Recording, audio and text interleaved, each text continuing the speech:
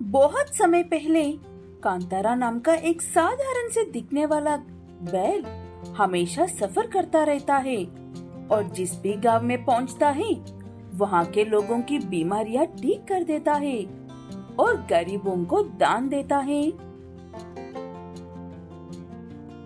हमने तो सपने में भी नहीं सोचा था कि आपके कदम हमारे गांव में पड़ेंगे।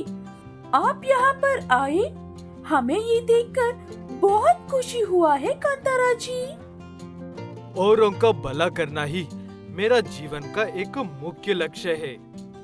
मुझे खुशी हुई ये जानकर कि आप लोगों ने मुझे पहली नजर में ही पहचान लिया। ऐसे कहकर कांतारा बैल उन सबको अच्छा खासा दान देकर वहाँ से आगे बढ़ जाता है। कांतारा को ये सब करते हुए देखकर मालकेश नाम के एक धनवान बैल के मन में बहुत गलत विचार आते हैं। मैं सिर्फ इस गांव के सबसे बड़ा धनवान हूँ। अगर ये कांतारा मेरा हाथ लग जाएगा तो मैं इस दुनिया का सबसे बड़ा धनवान बन सकता हूँ। ऐसे सोचते हुए मालकेश कांतारा बैल गांव से निकलकर जंगल के रास्ते पर पहुंचने का इंतजार करता है। जैसे ही कांतारा जंगल में पहुंचता है, मालकेश अपने दो बैल पुलकर और दुलकर को कांतारा को उठाकर लेकर आने के लिए भेजता है। दोनों ऐसे ही उठाकर लेकर आते हैं उसे। कौन हो तुम सब? मुझे यहाँ पर ऐसे जबरदस्ती क्यों उठाकर लेकर आए हो? क्या चाहते हो तुम मुझसे? शांत हो जाओ कांतारा, कितने सवाल करते हो तुम। भले ही मेरे आदमी तुमने जबरदस्ती उठाकर लेकर आए हैं, लेकिन हम भी भले लोग ही हैं और तुम्हारी मदद चाहते हैं। ऐसे कहते हुए मालकेश बैल कांतारा बैल को अपनी इच्छाएं बताता है। उसकी इच्छाएं सुनकर कांतारा गुस्सा हो जाता है और किसी भी हाल में उसकी मदद नहीं करेगा कहता है। मैं भला लोगों की मदद करता हूँ, तुम जैसे दुष्टों की नहीं। तुम खुद का और मेरा वक्त बर्बाद कर रहे हो। अब दुष्ट कह दिया है तो हमारी दुष्टता भी देख लो कांतारा जी। दुलकर, पुलकर, इसका सर पर 2 बाल्टी ठंडा पानी डालकर ऐसे ही छोड़ दो। कल सुबह तक अकल ठिकाने आ जाएगी इसकी। दुलकर और पुलकर 2 बाल्टी ठंडा पानी लेकर आकर कांतारा पर डालते हैं। उसके बाद उसे ऐसे ही कुर्सी से बांधा हुआ छोड़कर वहाँ से चले जाते हैं। घर लौटने के बाद दुलकर देखता है कि उसकी पत्नी और बच्चे बहुत खुश हैं। क्या बात है लैला, आज बहुत खुश लग रहे हो तुम सब। आज गांव में कांतारा आए थे। उन्होंने बच्चों की तबीयत ठीक कर दी और हमें थोड़ा सा धन भी दिया है। वो बहुत अच्छे हैं, सबकी मदद करते हैं। अपनी पत्नी की बात सुनने के बाद दुलकर को बुरा लगता है, क्योंकि वो अभी अभी उसी कांतारा को ठंडे पानी में छोड़कर आया है। इसलिए वो बेचैन और परेशान हो रहा था। तब उसे उसकी पत्नी पूछती है कि बात क्या है।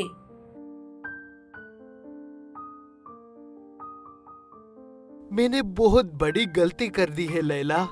मैंने और पुलकर ने मालिक के कहने पर एक बंद कमरे में ठंडे पानी में भीगने के लिए छोड़कर आए हैं। तुम्हारा दिमाग खराब हो गया है? कांतारा के साथ ऐसा करने का सोच भी कैसे हुआ तुमको दुलकर? अभी जाकर उन्हें आजाद कर दो। नहीं कर सकते हैं लैला, चाबी मालिक के पास है। कल सुबह तक इंतजार करना पड़ेगा। ऐसे सुबह तक इंतजार करते हैं।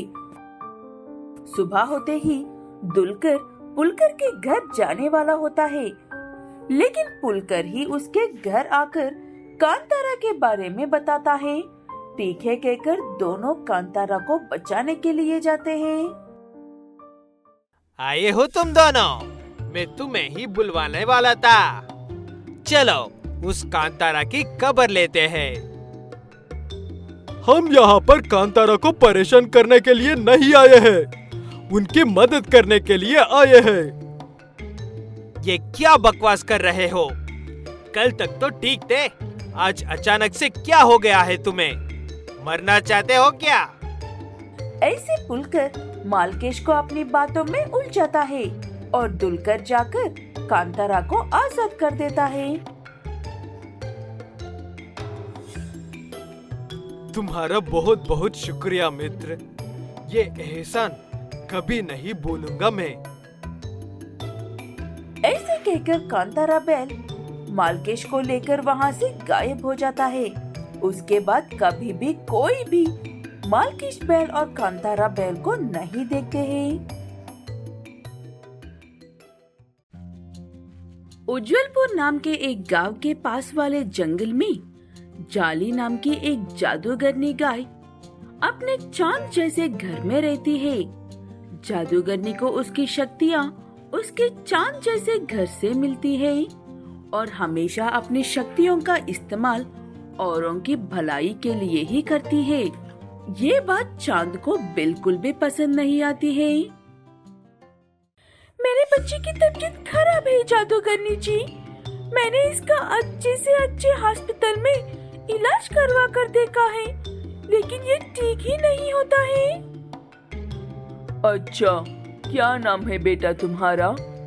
यहाँ मेरे पास आओ, देखो मेरे पास क्या है। ऐसे कहकर जादूगरनी गाय बच्चे को अपने पास बैठाकर एक पल में ही उसे ठीक कर देती है और उसे अपनी माँ के पास भेज देती है। क्या मिला तुम्हें उनकी मदद करके? क्यों मेरी शक्तियों को ऐसे बेकार में इस्तेमाल कर रही हो? मैं तुम्हारे जादू से बंद हुआ हूँ, इसीलिए चुप हूँ। हर बात अपने फायदे के लिए नहीं होती है चंदू, और वैसे भी तुम्हारा जल्द ही पीछा छूटने वाला है मुझसे। मैं जिन्हें ठीक करती हूँ उसकी सारी बीमारी मुझ में आ जाती है। मेरे पास ज्यादा वक्त नहीं है। वो बात सुनकर चांद भी चुप हो जाता है। ऐसे ही वक्त गुजरता जाता है और एक दिन गांव वालों को ये खबर मिलती है। आज रात बहुत बड़ा तूफान होने वाला है। उज्जवलपुर वालों से निवेदन है कि जितनी जल्दी हो सके कुछ दिनों के लिए गांव से बाहर चले जाओ। ये कैसे मुसीबत आ पड़ रहा है हमारे ऊपर? अब अचानक से घर बाहर छोड़कर कहाँ जाएंगे हम? कहीं पर भी जाने से पहले एक बार जादूगरनी से बात करना बेहतर होगा। वो हमेशा हमारी मदद करती है। लेकिन वो तो सिर्फ बीमारियां ठीक करती है। वो भला हमारी क्या मदद कर सकती है इस तूफान में? आखिर में जादूगरनी गाय से बात करना ही तय होता है। कुछ लोग जाकर उसे तूफान के बारे में बताता है। जादूगरनी गाय इससे पहले कि कुछ कहती, चांद पीछे कह देता है कि जादूगरनी गाय तुम्हारी मदद जरूर करेगी। मेरे प्यारे दोस्त और मेरे घर ने कह दिया है तो मैं तुम्हारी मदद जरूर करूंगी। तुम सब जाकर अपने घरों में सुकून से सो सकते हो। सब एक लंबी सांस लेकर लौट जाता है और बाकी के गांव वालों को भी ये बात बता देता है। जादूगरनी बारिश के पानी को अपने अंदर समाने के लिए खड़ी हो जाती है। इस बात से चांद बहुत खुश था। आखिरकार मुझे इससे छुटकारा मिलने वाला है। मैं आजाद हो जाऊंगा और ये केक उज्जवलपुर वालों को दिखाऊंगा मैं सिर्फ एक चांद और एक घर से ज्यादा हूँ। जादूगरनी गाय गांव बचा लेती है